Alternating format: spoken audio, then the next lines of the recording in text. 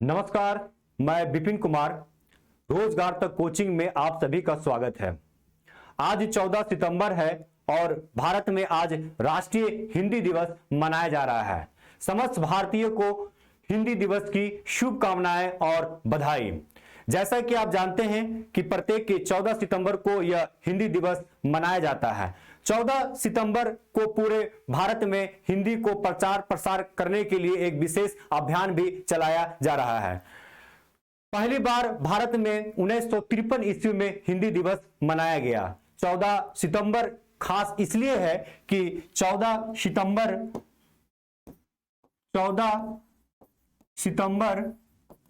1949 को हिंदी को राजभाषा का दर्जा मिला। मतलब 14 सितंबर 1949 का दिन को ये एक यादगार का पल है कि हमारे संविधान में एक राजभाषा के रूप में हिंदी को दर्जा मिला और इसके लिए संविधान का भाग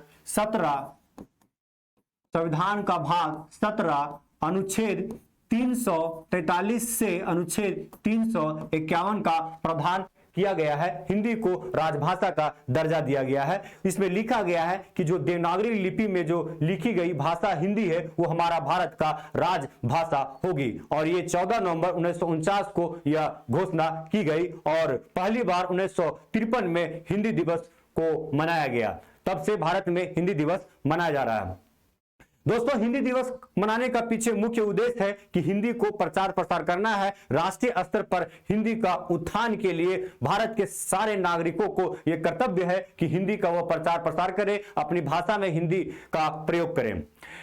लेकिन दुख की बात यह है कि वर्तमान समय में हिंदी को नौकरानी और अंग्रेजी को महारानी बनाने की साजिश रची जा रही है और इस साजिश को बढ़ावा देने के लिए कई शिक्षाविद, प्रोफेसर और कई लोग जो हैं इसमें जुड़े हैं। हिंदी को इग्नोर किया जा रहा है और अंग्रेजी को काफी बढ़ावा दिया जा रहा है। झारखंड में भी यह सिलसिला जारी है, लेकिन मैं बताना चाहूंगा इस दौर में एक ऐसा झारखंड का क्षेत्र है, प्रदेश है जो इस चैन को तोड़ने के लिए आगे आए हैं। हम बात कर रहे हैं कि झारखंड का एक ऐसा क्षेत्र जिसको हिंदी प्रदेश कहा जाता है, हिंदी प्रदेश के नाम से जाना जाता है। तो आज हम आपको बताएंगे कि हिंदी प्रदेश झारखंड का कौन सा ऐसा क्षेत्र है जिसको हिंदी प्रदेश कहा जाता है। वहां के शिक्षाविदों और प्रोफेसरों, शिक्षकों ने हिंदी को बढ़ावा देने के लिए खुद हिंदी विषय लिए और दूसरों को भी हिंदी पढ़ने और पढ़ाने के लिए प्रेरित करने का काम किए। तो हम बता रहे हैं ये हमारा साण जो है बड़कागांव प्रखंड का एक क्षेत्र है जो हजारीबाग जिला में आता है। हजारीबाग जिला का बड़कागांव प्रखंड का एक गांव है जो सांड गांव के नाम से जाना जाता है। इस क्षेत्र को हिंदी प्रदेश कहा जाता है। आखिर क्या कारण रहा है कि इस क्षेत्र को हिंदी प्रदेश कहा जाता है? झारखंड का एक ऐसा क्षेत्र जिसको हिंदी प्रदेश कहा जाता है। जैसा कि मैंने पहले बताया कि उस दौर में हिंदी को जहां पे इग्नोर किया जा रहा था, हिंदी को एक नौकरानी का दर्जा दिया जा रहा था, वही अंग्रेजी को महारानी का दर्जा दिया जा रहा था। उस दौर में वहां के कुछ लोगों ने हिंदी को बढ़ावा देने के लिए अथक प्रयास किए। चलिए हम जानते हैं कि उस क्षेत्र में ये साण बस्ती है, यहां पे कौन कौन ऐसे विभूति, प्रोफेसर, शिक्षक, शिक्षाविद रहे जो हिंदी को बढ़ावा दिए और हिंदी को ही अपना रुचिकर विषय बनाए। चलिए देखिए, सबसे पहले आपको स्क्रीन पे दिख रहा है कि प्रोफेसर स्वर्गीय जादेश्वर महतो जिज्ञासु। देखिए ये जो है ये सांड के ही हैं और बहुत दुख की बात है कि पिछले समय में इनका दुर्घटना में इनका निधन हो गया और हिंदी में इनकी बहुत बड़ी क्षति मानी जाती है इनके निधन से। और वर्तमान में ये जो है ये मार्कम कॉलेज से लेकर कोलंबस महाविद्यालय से लेकर विनोबा भावे विश्वविद्यालय में हिंदी का प्रोफेसर रह चुके हैं और हिंदी के बहुत बड़े प्रकांड विद्वानों में से एक माने जाते हैं। अपनी जो भी पढ़ाई है वो हिंदी से किए, हिंदी के प्रति लोगों को जागरूक किए और इनकी बहुत बड़ी विशेषता रही है कि ये सत्यवादी थे, गांधीवादी थे और ये हरदम आप देख सकते हैं इनकी पहनावा भी है वो कुर्ता और पजामा है और एक गांधीवादी प्रवृत्ति के बहुत बड़े समर्थकों में से एक है। हिंदी को अपना करियर चुना, हिंदी को बढ़ावा देने के लिए पूरा समय अपना समर्पित किए। चलिए दूसरा ही देखते हैं जो साण के हैं जिन्होंने हिंदी को, झारखंड को हिंदी का प्रदेश कहलाने में, बनाने में बहुत बड़ी भूमिका निभाई, वो है हमारे दूसरे हैं जो हमारे हैं professor CP Dangi. Professor CP Dangi जो है वो अभी कुछ दिन पहले ही सेवानिवृत्त हुए हैं। मार्कम कॉलेज ऑफ कॉमर्स से सहायक प्रोफेसर से सेवानिवृत्त हुए हैं और अपने क्षेत्र में हिंदी को बढ़ावा दिए हैं, हिंदी को एक रुचिकर विषय बताए हैं, लोगों को हिंदी पढ़ने के लिए प्रेरित भी किए हैं। चलिए आगे हम देखते हैं। इन सभी के प्रयास से बड़कागांव के साढ़ बस्ती को हिंदी का प्रदेश के नाम से जाना जाता है। आगे है प्रोफेसर आलोक सर। प्रोफेसर आलोक सर भी हिंदी के प्रोफेसर हैं। ये हमारे भागलपुर में जो तिलका मांझी विश्वविद्यालय है उनके संबंधित एक कॉलेज है, उन्हीं के कॉलेज में ये सहायक प्रोफेसर हैं। तो हिंदी के जाने माने प्रोफेसर माने जाते हैं आलोक रंजन। तिलका मांझी विश्वविद्यालय भागलपुर में ये कार्यरत है। आगे है प्रोफेसर भोलानाथ कुशवाहा। इनकी भी भूमिका रही है। ये हिंदी को अपना विषय चुने ही, लेकिन साथ ही साथ अपने परिवार को भी हिंदी पढ़ने के लिए प्रेरित किए। इसलिए इनके परिवार में काफी ऐसे सदस्य हैं जो हिंदी को अपना कैरियर के रूप में चुने हैं। सर जो है वो सेवानिवृत्त हो चुके हैं, बीडी जसवाल कॉलेज के प्रोफेसर रह चुके हैं, उससे वे भी सेवानिवृत्त हो चुके हैं। आगे देखते हैं और हैं प्रोफेसर डॉक्टर कनक रांगनी।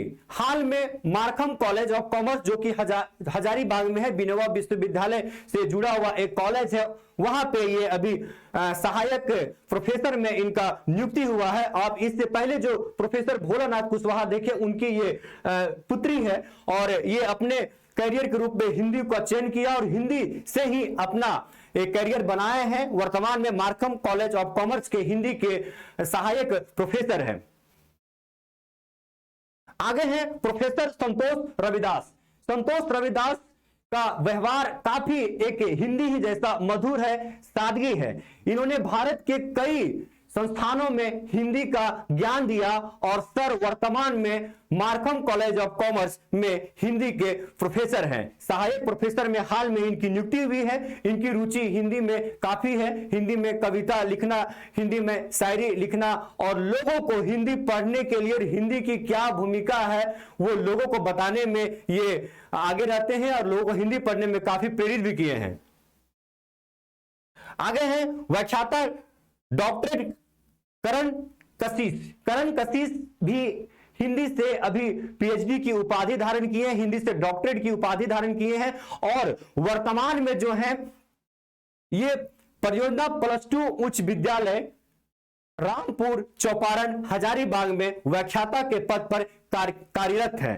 सर विभिन्न संस्थानों में झारखंड के जैसे अनादा कॉलेज हजारीबाग, जे कॉलेज झुमरी तलैया कोडरमा में अपना हिंदी का ज्ञान दे चुके हैं, वहां सेवा दे चुके हैं और कई बार इनके बातों को आकाशवाणी में सुना गया है। इनकी कविताएं और लेख जो है आकाशवाणी के माध्यम से प्रकाशित होते रहते हैं। आगे है शिक्षक सुंदर संगम। सुंदर संगम सर भी हिंदी के प्रति विशेष रुचि रखते हैं। अपने आसपास के क्षेत्रों में जो अपने जूनियर है उन्हें हिंदी पढ़ने के लिए, लिखने के लिए प्रेरित करते हैं। समाज में त्योहारों में हिंदी को बढ़ावा देने के लिए नाटक, हिंदी में नाटक का एक रंगमंच तैयार करते हैं और काफी दिनों में अपने क्षेत्र में हिंदी को बढ़ावा दे रहे हैं। तो दोस्तों ये हमारे क्षेत्र का जो बड़कागांव का साढ़ क्षेत्र है जिसको हिंदी प्रदेश का दर्जा दिया गया है, ये सारे लोगों का, शिक्षाविदों का, प्रोफेसरों का, शिक्षकों का भूमिका रही है कि हिंदी को अपना कैरियर चुना और लोगों को प्रेरित भी किया हिंदी पढ़ने के लिए। जनमानस की जो हमारी भाषा है, आम लोगों की जो भाषा है, जो भाषा में काफी मधुरता है वो हिंदी है और गर्व से कहते हैं हम भारतीय सारा हिंदू है। तो हिंदू की एक बहुत बड़ी पहचान उनकी झलकती है कि उनकी भाषा हिंदी होनी चाहिए। तो झारखंड का एक ऐसा क्षेत्र जिनको हिंदी प्रदेश बनाया वो बड़कागांव का साढ़ है और अभी जो सारी विभूति को देखे इन सभी के प्रयास से बड़कागांव का साढ़ को हिंदी का प्रदेश कहा जाता है। दोस्तों आप भी अपने क्षेत्र में हिंदी का प्रचार प्रसार करें, हिंदी की गरिमा को बनाए रखें, तभी राष्ट्रीय हिंदी दिवस मनाने का जो उद्देश्य है वो पूर्ति हो पाएगी। तो हम सभी भारतीय हैं, हिंदी हमारा भाषा है और मिलते हैं इसी तरह का नए वीडियो के साथ। थैंक यू, बने रहिए। सभी को अभिनंदन, धन्यवाद।